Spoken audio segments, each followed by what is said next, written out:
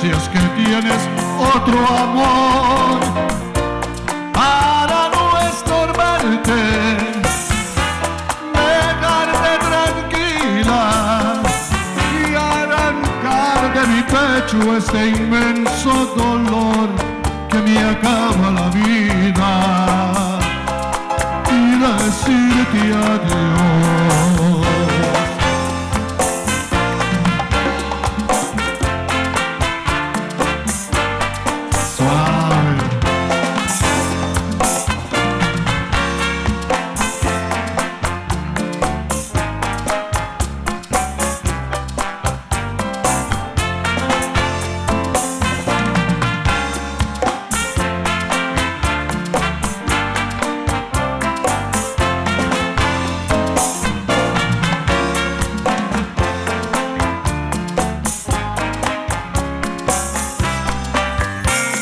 La última carta que escribí decía el acuerdo entre los dos, aquel acuerdo que decía así: eternamente tú serás mi amor.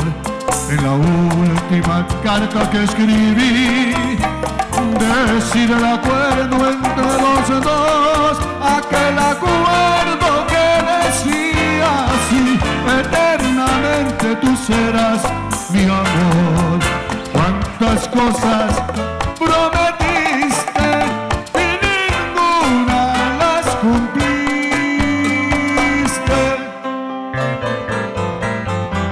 Quiero saber si es que tienes otro amor para no estorbarte, dejarte tranquila y arrancar de mi pecho este inmenso dolor que me acaba la